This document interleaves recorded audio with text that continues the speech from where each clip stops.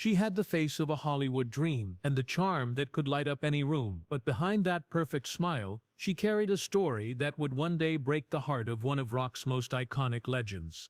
Julianne Phillips was once the woman who stole Bruce Springsteen's heart. Their love story played out under flashing lights, magazine covers, and the watchful eyes of millions. To the outside world, it looked like a fairy tale, the rock god and the model, the rebel and the angel. But behind the cameras, behind the songs and the fame, there was silence, loneliness, and a heartbreak that would echo through Bruce's music for decades to come. So who was the woman that the world forgot? And how did their marriage born out of passion end in quiet pain? And what really happened to Julianne Phillips after she walked away from the boss? Because what came next would not only shock Bruce's fans, but change the course of both of their lives forever. She was born Julianne Smith on a cool spring day in Evanston, Illinois, one of 6 children in a close traditional family. Her father was steady and hard-working, the kind of man who believed discipline could build character. Her mother, soft-spoken but proud, had a warmth that Julianne would later carry into every room she entered. When the family moved to the wealthy Portland suburb of Lake Oswego, Julianne was still just a shy girl trying to fit in.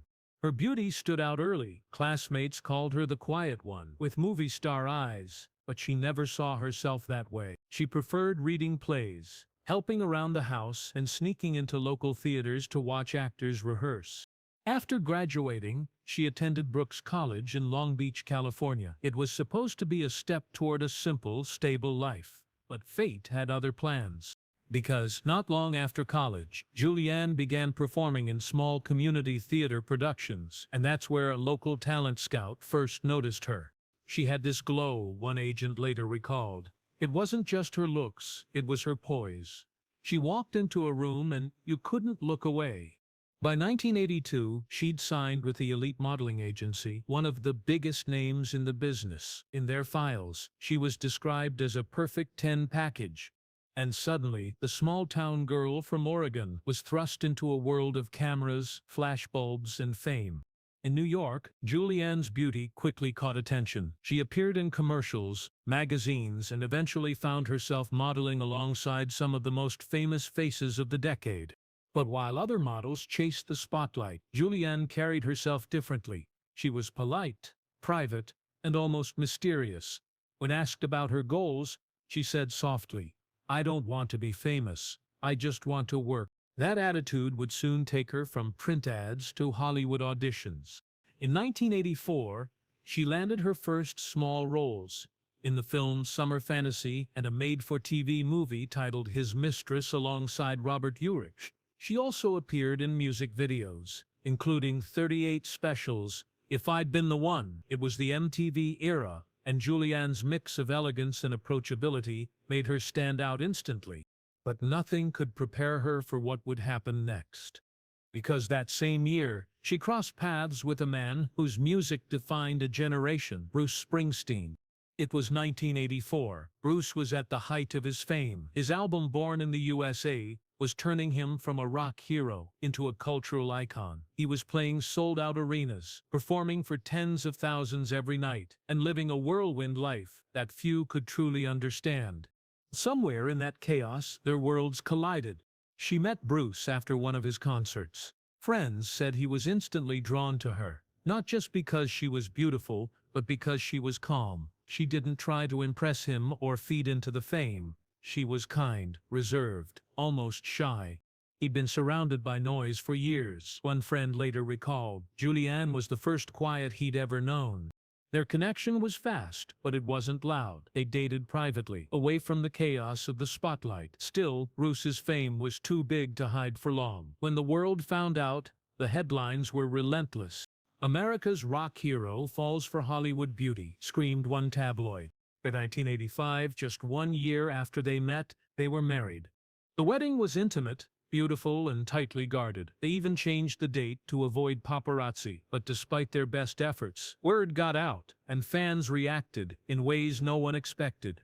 Some adored the pairing, others did not. One 1997 New York Times article later summed it up. People went into mourning when he married Julianne. They felt he should have married a Jersey factory girl. The public saw Julianne as an outsider, too polished, too perfect, too distant from Bruce's blue-collar roots. But for a while, the two tried to prove them wrong. They appeared in public smiling, attending events arm in arm, and when Bruce released his next album, Tunnel of Love, fans thought they were seeing a celebration of his marriage. But they weren't, because the very songs that played on the radio, the haunting, aching lyrics about distance, doubt, and disconnection, were really the sound of a love quietly unraveling. Behind closed doors, things were not what they seemed. Bruce's life on tour pulled him away constantly. Julianne, left behind, tried to build a life of her own, dinners with friends, quiet charity work, and occasional acting gigs. But loneliness crept in.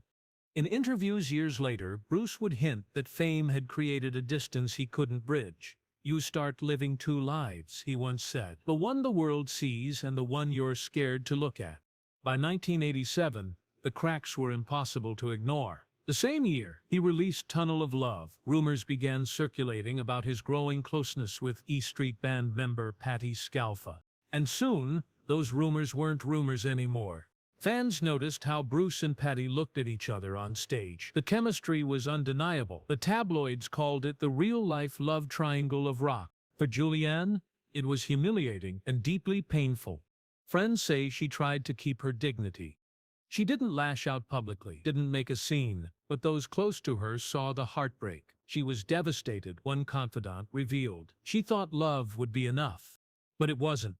In 1989, just 4 years after their wedding, Bruce and Julianne divorced. The media frenzy was immediate. Every headline, every magazine cover, it all focused on her, the ex-wife of the boss, left behind. Heartbroken beauty. But what no one knew was that their divorce agreement reportedly included a clause preventing her from ever speaking publicly about their marriage. She was silenced, legally and emotionally. In a rare 1989 interview with the LA Times, Julianne finally broke her silence, just enough to remind people that she was more than a footnote in someone else's story. "I have set rules," she said. "My private life is my private life, and I hold it very dear to me. I know the public wants to know about things, but that's my private life. It's difficult sometimes. You walk into a grocery store and see your picture all over the place. People say, that's the price you pay for fame. I say, where did I sign a contract that says I have to reveal my private life?" It was the statement of a woman reclaiming her dignity, even in the middle of heartbreak. After the divorce, Julianne didn't disappear. In fact, she stepped into a new chapter.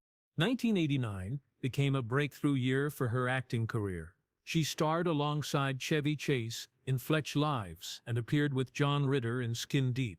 It was her second collaboration with director Blake Edwards, who once said she had an instinct for vulnerability that can't be taught. Audiences were starting to see her as more than Bruce Springsteen's ex-wife.